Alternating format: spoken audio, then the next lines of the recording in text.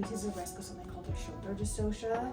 Oh yeah, I heard that, yeah. And I think you've heard about that before. Yeah. You never had any of those in your prior deliveries.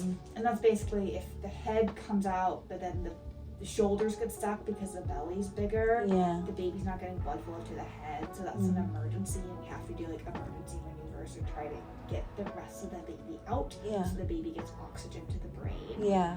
And so sometimes it means like putting a hand in the vagina and trying to grab the baby's arm or rotate the baby to dislodge the shoulder under the pubic bone to get the baby out. Yeah. But it is kind of a scary emergency Yeah, it is. situation because we have to get the baby out as fast as possible for baby safety. Yeah. It's not totally predictable. We do know that the risk is higher when the belly is measuring bigger than the head or if the baby's bigger overall. Generally, we don't recommend a C-section outright unless the baby is expected to be over 4,500 grams at the time of delivery in the setting of gestational diabetes. Okay. And you know, you're expected to be around like 4,300 grams at 39 weeks. With gestational diabetes are about a little over 41 or 4,000 grams at 38 weeks.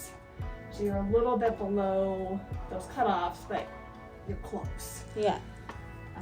You know, if we never know how big of a baby you can push out, kind of until you try. And same thing, we don't know if there's going to be a shoulder dystocia. Like we can say there's a risk of it, but we don't know 100% if it's going to happen or not.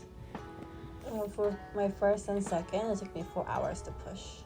Ooh, okay. Yeah, so I'm thinking if this is the same thing. Yeah, like if this person. I'm honestly worried it's going to be hard to get this baby out. Yeah. If you push 4 hours to push out like a 7-14 baby, and this baby is at least a pound bigger. So we're not sure if the baby is 9 pound, right? Yeah, so we just go off estimates, right? Yeah. So like at 38 weeks, estimate is around like 8.5 pounds. At 39 weeks, closer to almost 9.5 pounds. So I guess we'll find out. and there's a margin of error, like there's up to 30% margin of error in our estimates or our growth. So it's not perfect. It's the only thing we have to go off of. Yeah. But it's not perfect. Sometimes we think the baby's going to be 10 pounds based on ultrasound, and the baby's actually only 8. Oh, okay. Sometimes we think the baby's going to be 8.5, and they're actually 10.5. You know, like we never. Yeah, like the first baby, they thought my first baby was going to be a big baby, but turns out she was 7 pounds. So I'm hopefully. Yeah, so we really don't know. Yeah. I would say kind of option. Sorry about getting.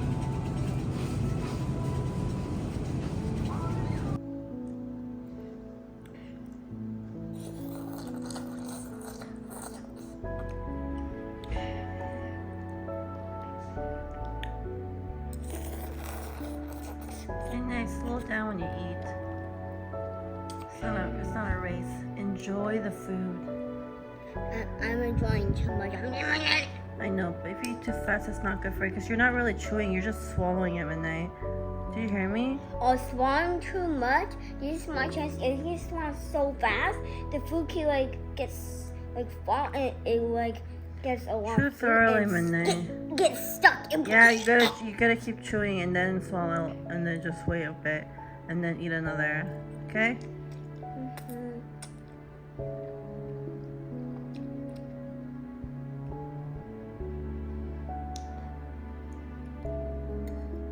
Yeah, like that.